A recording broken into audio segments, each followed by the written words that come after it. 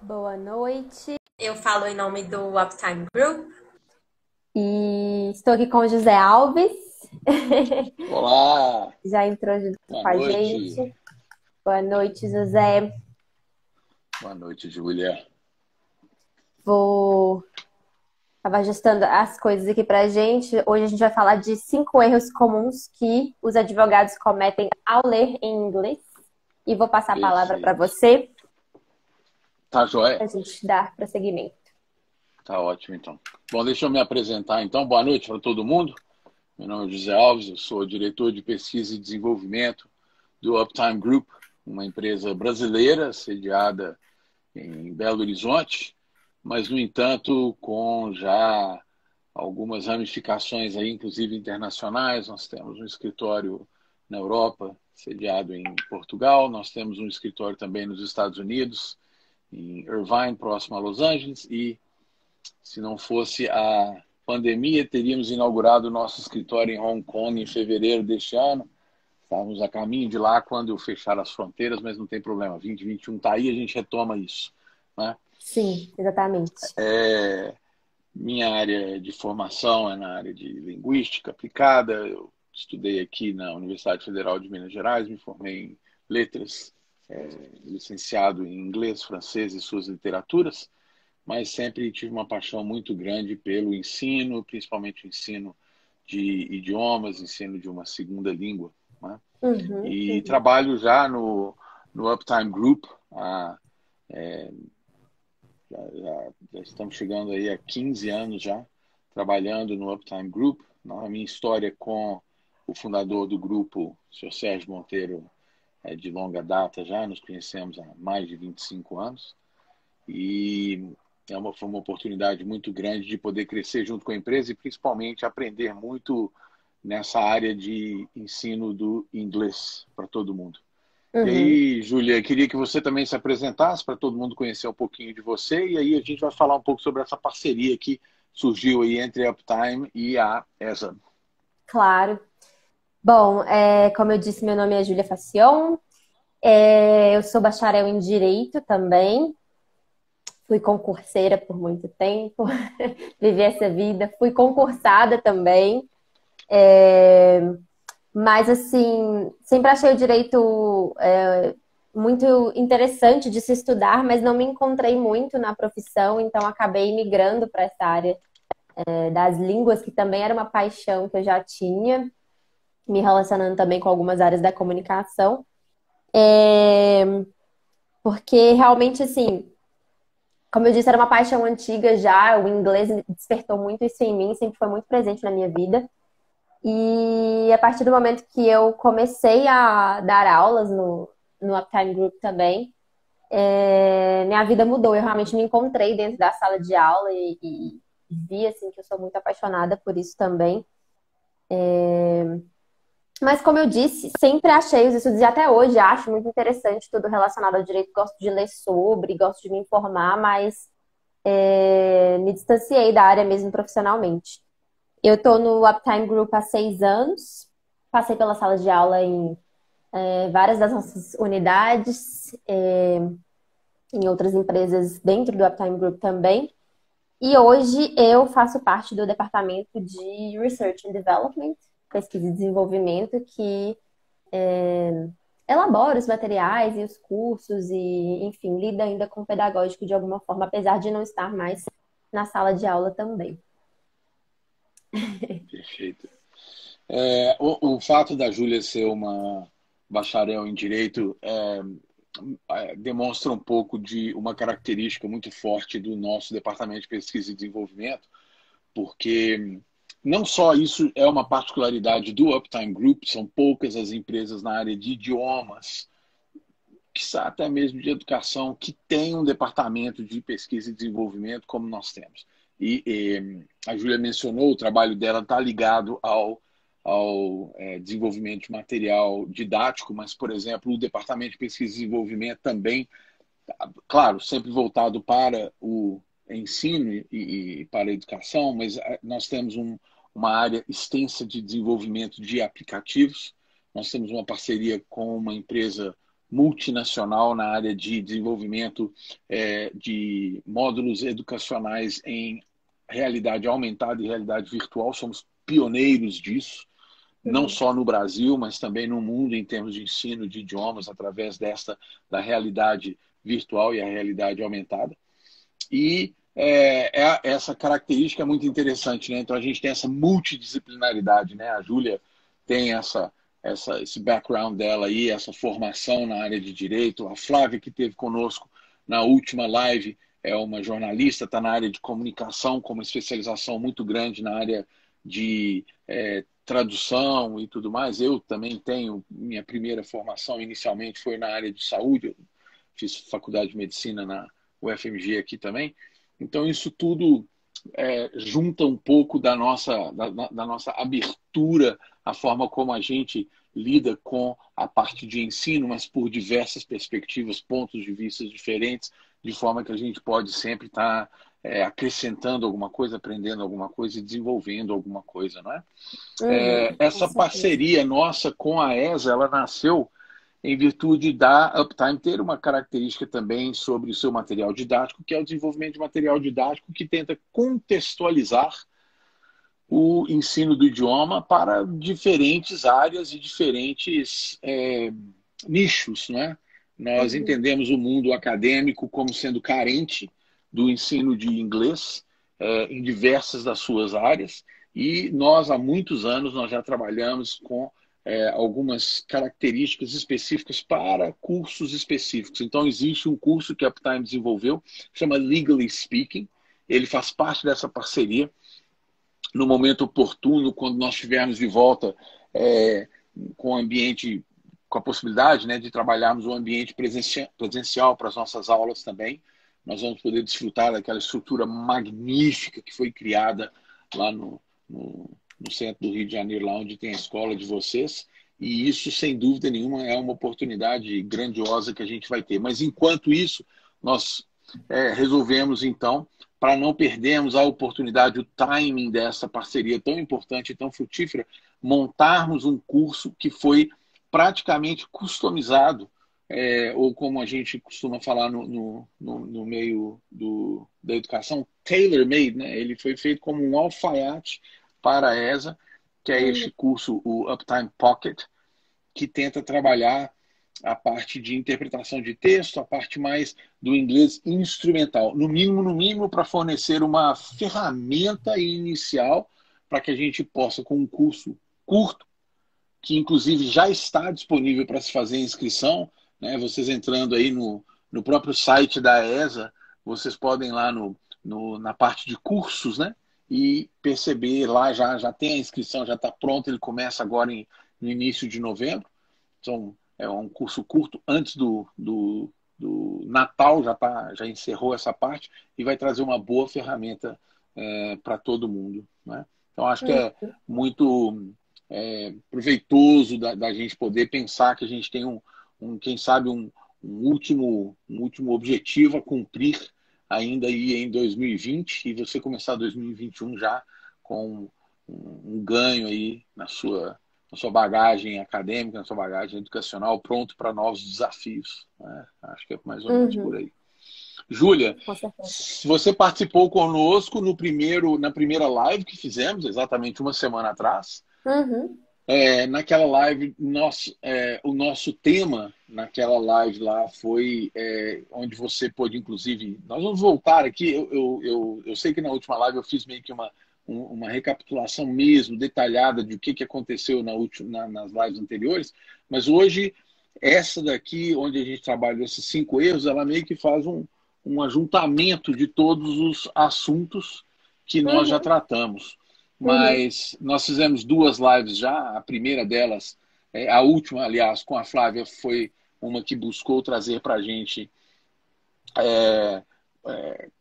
alguns recursos, algumas técnicas, algumas dicas de como que a gente pode trabalhar a leitura e a interpretação de texto. E a primeira, Júlia, que nós fizemos há uma semana atrás, ela procurava responder a pergunta do porquê é tão difícil entender o inglês jurídico, entender os termos jurídicos em inglês, né?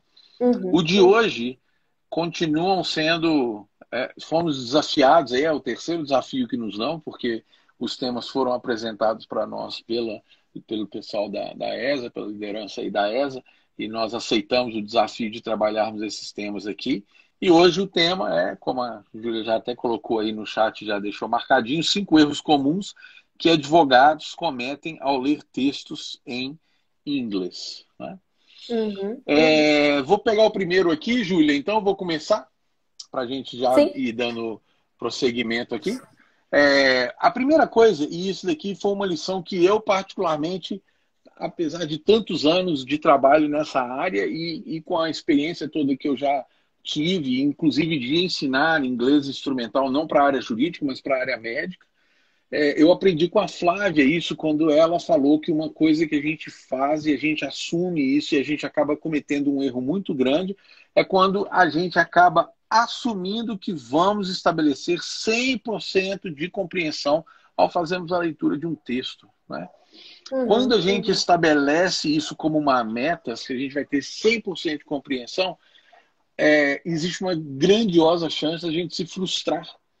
E os porquês disso estão todos eles, cada um deles, alinhados aí a seguir à medida em que a gente vai trabalhando os outros itens também, vai dando para perceber o porquê, mas porque a interpretação de um texto, e olha, honestamente eu não acho que existe uma área que trabalhe tanto com interpretação de texto como é a área jurídica no seu dia a dia.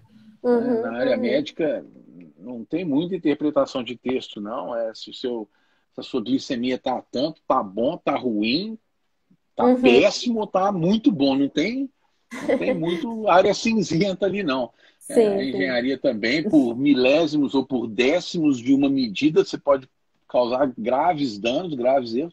E o direito sempre teve essa característica onde há sempre um debate pelo entendimento do que está escrito, quer seja numa lei, quer seja numa proposição, quer seja numa discussão ética, em qualquer aspecto existe, o direito sempre propôs isso. Então, é claro e óbvio que você partir do pressuposto que com uma leitura de um texto eu terei 100% de compreensão daquele texto, isso é um erro comum que se faz, porque a partir do momento em que você assume isso, você pode ter cometido erros durante a sua tradução, durante a interpretação de texto, mas como na sua cabeça você está 100% correto, você vai levar isso adiante, e isso pode te trazer uma frustração, pode trazer até uma consequência pior mais à frente. Né, Julia? Acho que a gente precisa entender que é mais ou menos proporcional também à minha competência no idioma. Claro. E eu falo isso não é só em inglês, não, até mesmo em português. A gente precisa ter esse entendimento claro. Né? Prosseguindo aqui, o segundo item que a gente mencionou e que é muito simples é o uso da tecnologia hoje. E nós, na Uptime, pelo fato de sermos ainda, né, mas termos sido precursores lá atrás, e hoje ainda sermos pautados pela inovação em tudo que a gente faz, nós sempre tivemos uma preocupação muito grande, até onde que a tecnologia vai substituir coisas preciosas na educação. E eu sempre prego isso, eu sempre falo sobre isso, como que a tecnologia ela tem que sustentar a educação, o processo educativo, o processo de aprendizado, mas não substituir certas coisas. Né? Nada vai substituir uma boa leitura, nada vai substituir um bom estudo, uma boa análise de texto, na hora de eu tirar as minhas conclusões. Mas existem ferramentas que são importantes. Você ia falar alguma coisa, Ju? Sim, não, é só comentar mesmo, porque a gente não aprende sem o processo, a gente tem que passar por esse processo e nada vai substituir isso pra gente, né? A gente fala isso muito de como a gente trata a sala de aula também, né? A nossa forma de ensinar, que a gente precisa respeitar esse caminho a ser, né, feito pelo aluno mesmo, e como isso, cada processo vai construir aquilo na mente dele, então... Não adianta, não tem os tradutores que vão... Não tem uma máquina que vai fazer isso por nós, assim, né? E olha, eu falo uma coisa, e eu brinco muito até às vezes com isso, mas eu comento uma coisa muito interessante. Se você pegar o Google Translator aí, né, o tradutor do Google, e pegar ele há 5, 8 anos atrás, era razão de piada, né? Eram coisas hilárias que ele produzia, né? Uhum. Hoje, a Google conseguiu desenvolver diversos mecanismos aí, diversos algoritmos, conseguiu começar a trabalhar com inteligência artificial dentro do desenvolvimento desse tradutor, para que ele pudesse tentar, ao máximo do possível, trabalhar contextualização. Mas ainda assim, o Google Tradutor ele é um dicionário de rápido acesso, palavra para uma palavra. Eu ponho uma palavra, ele me dá uma palavra. Né? Uhum. E isso é um perigo. Você Uhum. depender exclusivamente do que um Google Tradutor vai te dar, isso é um perigo. Isso pode te trazer, te dar um tombo aí, tipo, dar uma rasteira muito forte, porque, na verdade, na tradução palavra por palavra, ele pode simplesmente traduzir o que a gente chama de ao pé da letra, né? Ou seja, friamente uma tradução, e Uhum. você vai, embarca nela, porque de repente ela encaixou, fez sentido e não tem muito a ver. Eu comento muito que, já fazendo por diversas vezes, vendo traduções sendo feitas, já vi, por exemplo, nomes de pessoas, igual tem um colega meu que se chama Emerson Leitão, e todas as vezes que alguém pegava texto que tinha o nome dele e botava no Google, traduzia por Emerson, grande porco, em inglês, né? Hog, que é o leitão, né?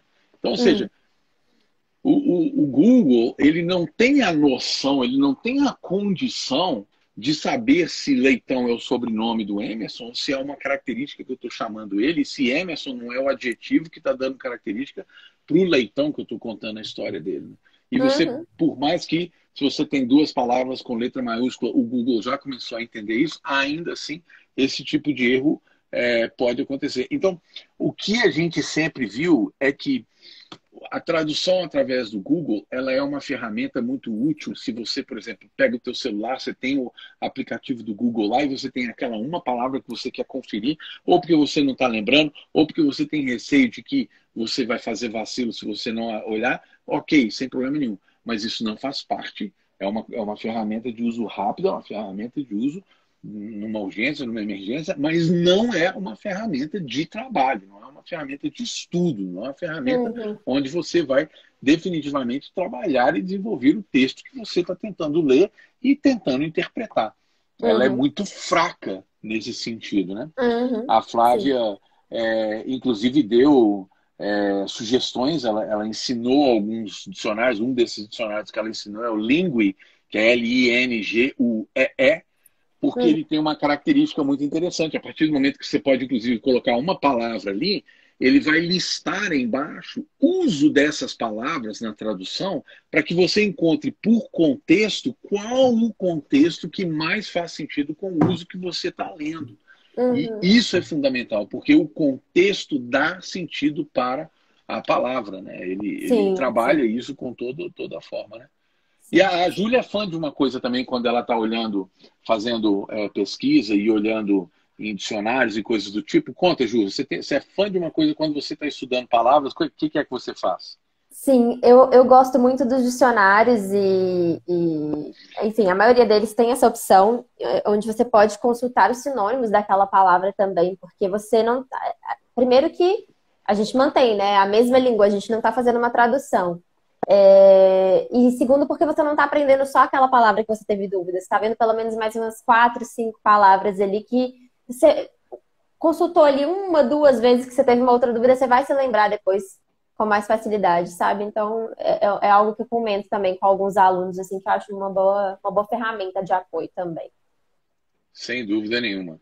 Sem dúvida nenhuma. Sim. É, eu acho que essa característica de você ter esse tipo de ferramenta é muito importante. A Flávia mencionou também o fato de você, à medida em que você vai desenvolvendo na língua, você trabalhar com não só dicionários de tradução, que são de duas línguas, né, inglês-português, português-inglês, mas que você Uhum. também começa a conseguir trabalhar com os dicionários monolingual, né, que são dicionários que não têm tradução, eles têm, na verdade, o significado da palavra, e isso daí é bem mais rico e bem mais interessante, né? Justamente.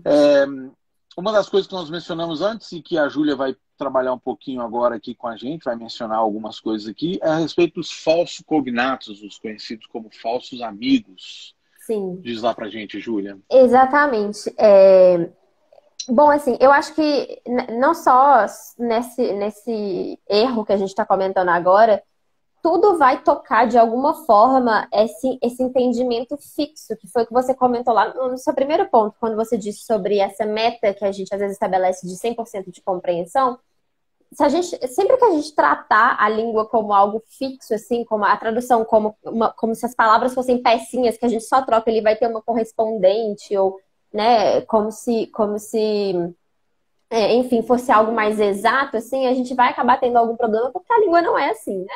A gente depende de contexto, como você falou, a gente depende. Essas peças, né, que eu tô chamando aqui as palavrinhas, elas não são encaixes únicos, elas têm, cada uma delas, uma nuance de contexto. E aí eu gosto muito do exemplo, né, na nossa língua, no português, da palavra manga, porque manga tem 5 significados, eu não vou lembrar todos aqui agora, mas pelo menos 3 aqui que a gente usa, que é o fruto, a gente sabe, o fruto manga, manga de roupa, né, de camisa, de blusa, no caso aqui estou sem, e multidão também, que a gente não usa muito, e assim, a gente só entende porque a gente tem um contexto para aquela palavra. Se eu falar a frase solta, mangas bonitas, você não sabe se você está falando de uma roupa, do fruto ali. Então a gente precisa daquele contexto e a gente não percebe isso na nossa língua mais pela habilidade que a gente tem com ela e que naturalmente vem também quando a gente aprende, quando a gente tem a fluência numa outra língua. E aí, assim, bom, eu acho, inclusive, que nisso que você comentou também, que eu estava falando sobre as expectativas fixas, né? Tratar a língua como algo fixo, eu acho que a área do direito é uma das melhores para a gente lidar com isso, justamente pelo que você falou, porque não é exato, é a área onde as pessoas já estão acostumadas a fazer interpretação, a lidar com as possibilidades de um texto, as possibilidades, né, ali da língua mesmo, enfim, a gente tem essa abertura aí. E no caso dos falsos cognatos, a gente tem alguns exemplos mais comuns, né? Na live que a Flávia participou, ela citou alguns. Acho que o primeiro que ela citou foi pretend, que acaba muita gente, muitos alunos que a gente pega acabam usando nesse sentido que eles acham que é parecido com o português, que é pretender algo e não tem nada a ver com isso. Na verdade, pretend é algo falso, né? Quando você finge alguma coisa. Então, assim, eu estou fingindo que estou brincando como uma criança, vou fingir que sou uma princesa. Então, é mais nesse sentido. E quando a gente quer falar nesse sentido de pretender, de ter uma intenção, a gente usa intend em inglês, né? Então tem que tomar cuidado também. Outro exemplo muito comum é o actually, que talvez ele por essa raizinha se parecer com atualmente, né? Eu acredito eu confesso que eu não conheço a fundo, mas acredito que a etimologia tem algo relacionado.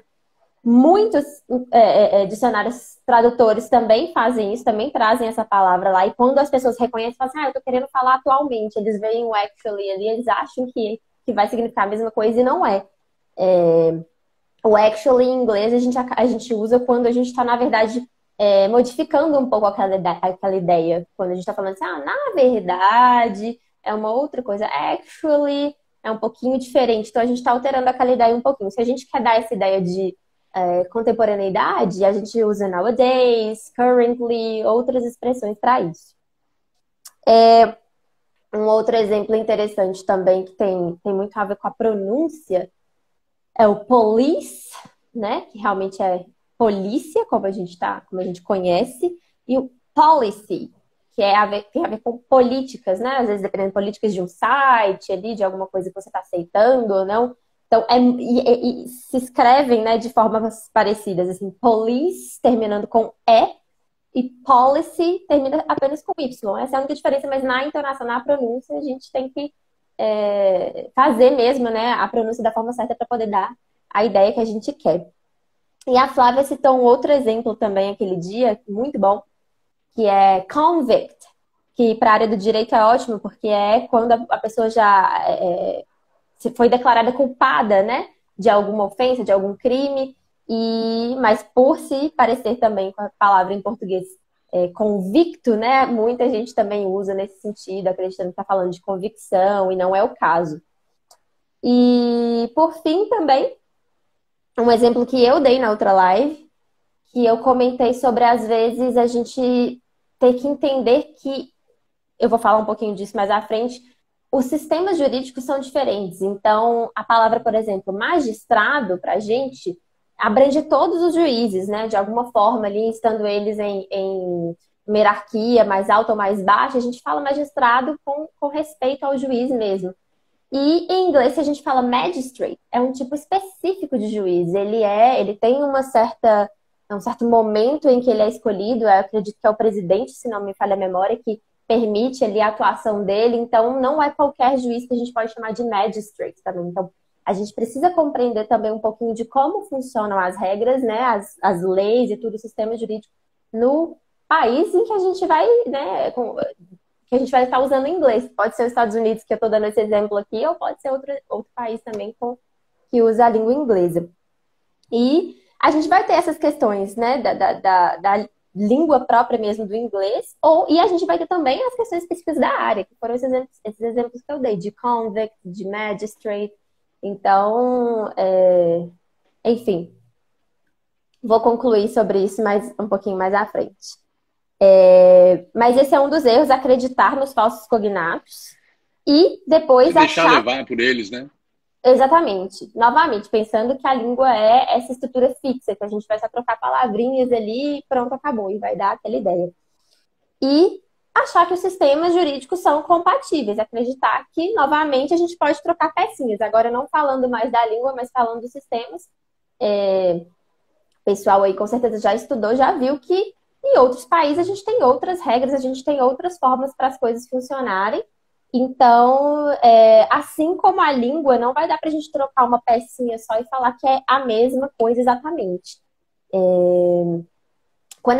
Claro que a gente tem alguns termos mais simples que vão ser mais facilmente traduzidos. Você deu um exemplo, né, Jay? Você falou do mandado, que a gente fala warrant. É isso, mandado e pronto, acabou, a gente traduziu. Mas, por exemplo, medida provisória, né, também, que é um instituto que a gente tem, que o presidente atua um pouco como legislador e tudo, a gente tem algo parecido nos Estados Unidos que se chama Executive Order, mas que tem alguns detalhes, também a mesma coisa, quando o presidente está ali em casos emergenciais atuando um pouco como legislador, mas ela acontece um pouquinho diferente de como acontece aqui no nosso sistema, obviamente, porque, né, funciona de formas diferentes. E o outro exemplo que eu dei também na nossa live foi quando a gente quer falar sobre concurso público, que é alguma coisa muito comum aqui no Brasil. Como eu falei, eu era concurseira também, então tem muita gente fazendo isso.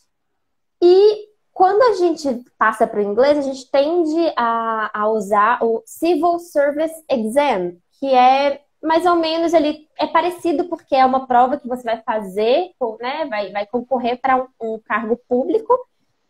Mas, assim, fora isso, ela é bem diferente do que acontece aqui no Brasil. A concorrência é bem menor, né, lá dos Estados Unidos.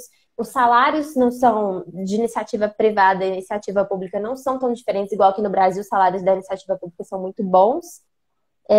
Então, não tem jeito. Quando a gente estiver falando em inglês e usando isso, se comunicando com alguém, a gente vai precisar explicar como que acontece no nosso país, como que isso funciona, porque os sistemas jurídicos são diferentes.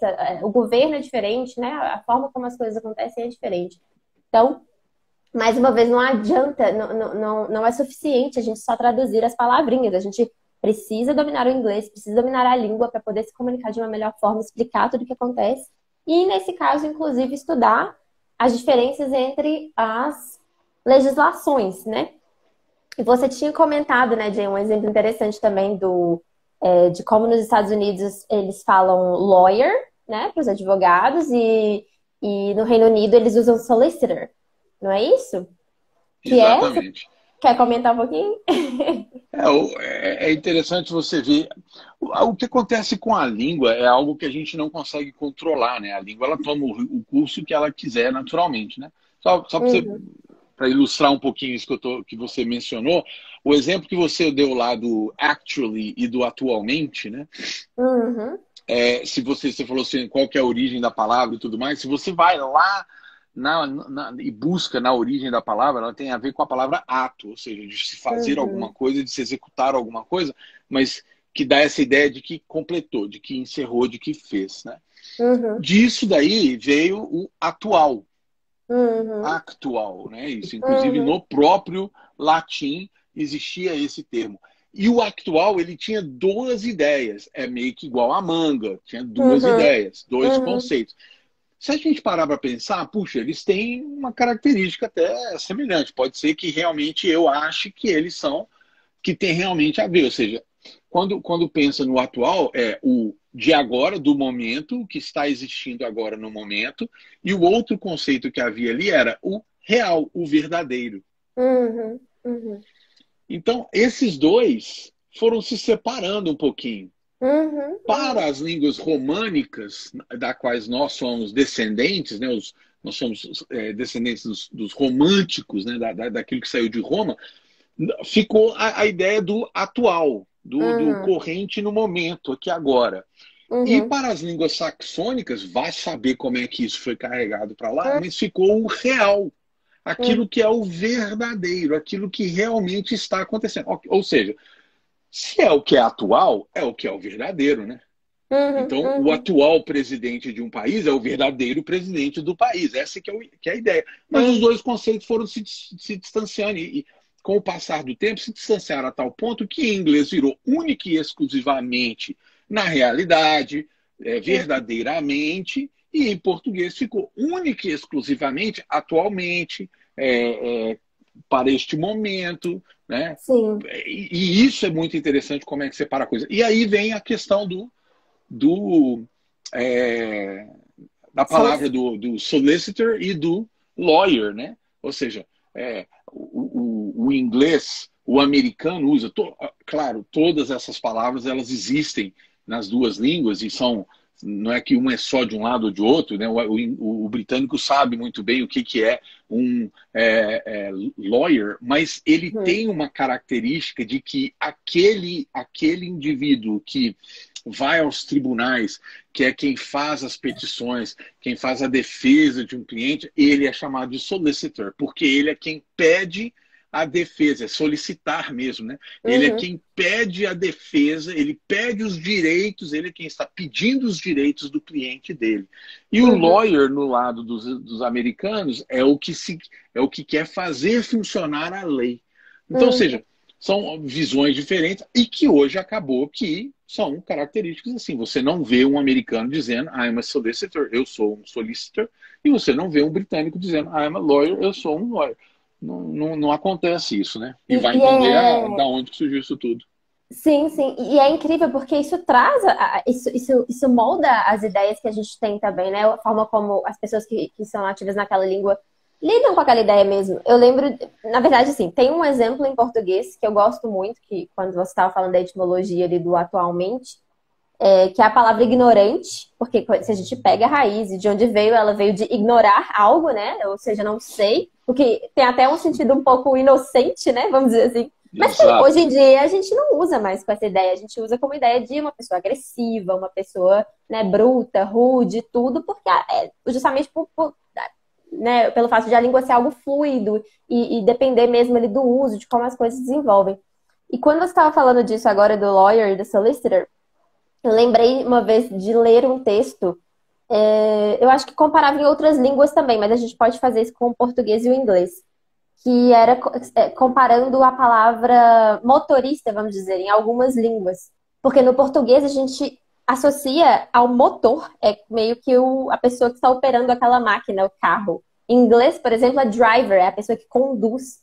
Então tem uma ideia também diferente, isso molda um pouco como a gente lida. O texto era sobre isso, como a gente lida com isso. No caso, motorista, se eu estou lidando com uma máquina ali, eu acabo podendo até ser meio bruto também com aquilo, né? Só estou operando essa coisa. E o condutor, ele já é um pouco, né, mais polido, vamos dizer assim, talvez. Enfim, coisas que a gente traz também, né, para as nossas ideias ali dentro da língua. É verdade. A riqueza da língua, ela permite esse tipo de coisa, né? Nós é que estamos numa situação hoje em que nós temos que juntar os lados aí e fazer com que eles conversem, né?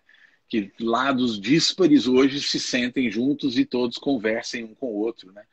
Sim. Então, sem dúvida nenhuma, isso é algo que a gente tem de característica, né? Estou vendo aqui a Solange aqui que fez um comentário e pediu, por favor, para a gente salvar. Olha, Solange, fica tranquilo, tá tudo certo. Pelo menos essas 3 que nós fizemos aqui, nós tomamos São por salvas. hábito, na hora que termina, a gente salva, tá lá no IG, né? No Sim, IGTV lá, sim. e dá para Aham. ver, dá para assistir depois, sem dúvida nenhuma. Fica tranquilo que está garantido que você vai poder assistir num tempo mais hábil para você. Em relação às diferenças do sistema, Júlia, era isso que você queria mencionar? Fechamos esse Sim, quarto aspecto aí. Só sim, sim. recapitulando aqui, nós falamos de 4 coisas. Estabelecer 100% de compreensão como meta é um erro ruim, grave, né? Uhum, Utilização de ferramentas de uma forma muito sucinta ou muito breve, sem um maior aprofundamento, como o Google Translator também é um. uhum, Ter cuidado com os falsos cognatos e não cair, não entrar nessa onda aí dos falsos cognatos. E uhum, o quarto momento aí que a Júlia mencionou, que são as diferenças no sistema, na forma de conduzir cada uma dessas situações e tudo mais. E uhum, aí eu vou mencionar aqui o quinto item aqui agora, que eu acredito nisso e é uma das razões não só porque eu, obviamente, lido com isso no dia a dia, é onde eu trabalho, é com o que eu trabalho, mas eu acredito muito e tenho plena convicção de que subestimar o poder de ser fluente numa outra língua, ou no caso do que nós estamos falando aqui, o poder da fluência em inglês, subestimar isso é um dos erros mais graves que se pode ter. Porque uhum, tudo bem, você tem ferramentas hoje, como eu mencionei, os recursos tecnológicos estão sendo de uma forma grandemente utilizadas e tudo mais. Eu tive a oportunidade de viajar pela Ásia em países que eu não falava absolutamente nada do idioma local e eram poucos os que falavam inglês e tal, inglês ou qualquer uma outra língua que eu pudesse falar também. E sem dúvida nenhuma, eu utilizei mesmo, escancaradamente, eu utilizei os recursos tecnológicos, mas com muita limitação, porque na hora que você grava uma frase ali, ela é traduzida e a pessoa ouve, aí ela te responde, é telefone sem fio, não tem o que falar. Né? uhum, Eu, inclusive, aprendi a usar esses recursos falando de uma forma extremamente curta e contrária a tudo que eu sei em termos de uso de qualquer língua possível. Né? Então, uhum, praticamente eu usava o aplicativo no celular para falar como Tarzan, né? Então, Tarzan, fome, onde? Aí você fala isso ali, o cara tem essa sequência sim, de palavras e ele vai e mata isso. Porque a não fluência na língua, ela é muito séria. Há sim. mais ou menos uns 5 anos atrás, começou a ser feito, a pedido da Unesco, inclusive, um estudo sobre a proficiência dos países não falantes de língua inglesa como primeiro idioma, a proficiência desses países diversos. E os países nórdicos são os países que de cara têm as melhores proficiências, né? Então você tem lá Noruega, Dinamarca, Suécia, Finlândia. Você tem estes países com uma desenvoltura muito grande. E eu não estou ligando alhos com bugalhos, mas eu estou dizendo que é muito interessante de perceber que todos os outros índices desses países, em termos de índices de capacidade de educação, qualidade de vida, todos os aspectos sociais e tudo mais, todos eles estão em altíssimo lugar e faz parte do que é assumido como natural para eles o fato de que o ensino do inglês é primordial e uma criança quando ela já entra para a escola, ela já começa a ter isso e ela termina o seu ensino médio fluente em inglês. E por fluente em inglês, eu estou falando aquilo que a gente faz aqui, infelizmente, no Brasil, no ensino médio, que faz capacidade de fazer um vestibular ou um Enem e chutar 20 perguntas ali no múltiplo escolha. Não. Eu estou mencionando, estou dizendo ser fluente mesmo, você ter capacidade Uhum, de se desenvolver na língua, de usar a língua com clareza. E isso é um diferencial muito grande. E nós, brasileiros, o nosso país, se encontra na última categoria desse ranking que foi feito mundialmente. Nós estamos como uhum, muito pouco proficientes. uhum, E é um pouco engraçado, eu já brinquei muito com isso, mas eu sinto às vezes que é brincar com coisa séria demais para rir, mas eu consigo entender, inclusive, países que têm um sério problema, como alguns países do Oriente Médio, que têm uma relação política, social com os Estados Unidos, com a Inglaterra, com outros países de língua inglesa, péssima, de constante rixa, de constante rivalidade, de constante labuta ali, e, no entanto, eles terem um desenvolvimento linguístico no inglês melhor do que a gente, melhor do que o nosso país aqui. Isso sim. Não faz Entendem sentido, né? que é uma ferramenta, né? Que é algo que vai servir de alguma forma ali, né? Para muita coisa mais tarde. Exatamente. Não tenho o que falar, não tenho o que falar. A Flávia mencionou diversos aspectos do porquê que você saber ler em inglês inicialmente já traz. Eu me lembro de ela ter citado coisas como o fato de a maioria de artigos serem acadêmicos, serem primeiro escritos na língua inglesa, mesmo que aquela não seja a língua principal da pessoa.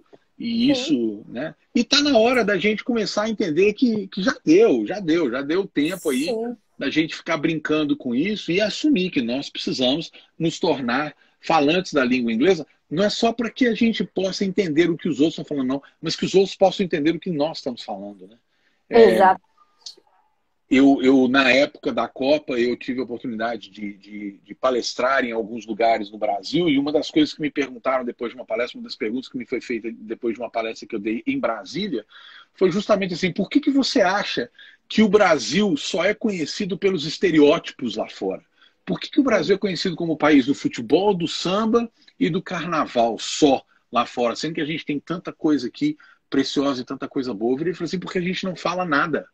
Nós não apresentamos o Brasil quando a gente está lá fora, a gente não apresenta o Brasil. O Brasil se apresenta pelo que se vê. Então, se vê o futebol, se vê o carnaval, se ouve o samba. Mas o Brasil não sabe falar a língua do mundo, a língua que todo mundo no mundo vai entender, para poder se promover também. E isso é uma coisa que a gente precisa... Né? Isso era o que eu ia comentar quando você estava falando um pouquinho antes mesmo, porque não tem jeito, é aceitar que já é uma língua universal. Então... um exemplo simples disso que você falou, do alcance, né, da ferramenta, como eu comentei, é a ferramenta de busca na internet. Se você vai encontrar algo, se você buscar em português, claro que vai encontrar, provavelmente a resposta vai estar ali, porque a ferramenta tecnológica ele é muito boa. Mas se você busca em inglês, ou se você publica algo em inglês, o alcance é muito maior, muito maior. Então, se você quer achar algo que é mais difícil, né, de encontrar a resposta, coloque em inglês, que você vai ver quantos resultados a mais você vai ter, né? Sem dúvida nenhuma. Bom, nós estamos encaminhando aqui agora para o fechamento e para encerrarmos essa live aqui. Eu não posso deixar de mencionar de novo sobre o curso que está sendo lançado aí para vocês, que o Uptime Group desenvolveu aí para a ESA-OAB Rio de Janeiro. Se vocês forem, inclusive, lá no próprio site da ESA, oabriodejaneiro.com.br/cursos, já está disponível para você fazer sua matrícula. As aulas começam em novembro. Deu uma cortadinha, professora Jay. que vai dar aula... Fala o endereço novamente, isso. Por favor. Perfeito, falo sim. esaoabrj.com.br, né? Escola Superior de Advocacia, oabrj.com.br/cursos. Começa na primeira semana cheia de novembro, vai até meados de dezembro, antes do Natal acontecer, então você já encerra o ano aí com esse curso já feito. E a professora vai ser a Flávia Tavares, que esteve conosco na última live. É uma especialista nessa área de tradução e interpretação de textos do inglês. Portanto, é uma oportunidade assim, grandiosa de tê-la como professora nessa área aí, porque, sem dúvida nenhuma, o horário dela é concorrido e ela, com o trabalho todo que ela já faz, não só para o Uptime Corporate, mas para o Uptime Group dentro do pesquisa e desenvolvimento, foi algo além, né, do que ela está ali proposta. E isso é muito interessante, é uma oportunidade muito boa para todo mundo. Quem participou da última vez, ou quem quiser, pode assistir a live aí que está guardada, poder conhecer um pouco mais sobre o trabalho dela. Então, isso já vai estar disponível lá, já está em como você se matricular, você fazer. E de suma, o que eu gostaria de fazer é agradecer muito, muito, muito, porque abriram as portas da casa deles para nós, né, Ju? Nós fomos visita aqui nesta casa, aqui, nós entramos, deram a porta, deram a chave, deram acesso a tudo aqui dentro para a gente fazer. A primeira foi meio bagunçada, eu custei a conseguir entrar, a Júlia que me salvou, na verdade. E hoje eu acho que a gente pôde trazer um conteúdo bacana. Fico muito feliz que teve uma pessoa aí que já mencionou que, por favor, salve, porque quer poder assistir depois. Então, é um conteúdo que está de interesse aí. Queria agradecer muito em nome do Uptime Group essa abertura de vocês aí, o vice-presidente do Uptime Group, Frederico Mendes, que é o responsável pelo Uptime Corporate, que foi com quem foi fechada essa parceria. E eu sei que eu falo em nome dele, em nome do nosso presidente também, quando eu agradeço muito a vocês terem aberto as portas para nós. Isso aqui é um oi, não é um adeus, porque é o início dessa parceria. Este primeiro produto, o Uptime Pocket, é o primeiro que nós estamos lançando para essa parceria. Existem mais outros 2 que estão prontos, são encaminhados, que nós só vamos amadurecer a forma como isso vai ser feito. E será uma parceria aí que, no mínimo, vai levar a Júlia de volta para o ambiente dela, para o meio ali do direito. Sim, com certeza. Estou muito contente de poder ter contato com isso novamente. Que bom, isso é legal. Então eu queria agradecer muito. Muito obrigado a vocês por isso tudo. Júlia, se você quiser dar suas considerações finais. Sim, quero agradecer também a oportunidade. É muito bom estar aqui de novo. E como eu falei, ter contato com essa área novamente é muito satisfatório. Obrigada mesmo. Gente, muito obrigado a vocês. Uma boa noite a todos que participaram. Para os que assistirem depois, aproveitem. Lembrem-se de saberem um pouquinho mais sobre o curso lá no próprio site de vocês. E a gente se vê aí em breve. Um abraço para todo mundo. See you later. Um abraço. Boa noite. Tchau, tchau. Tchau.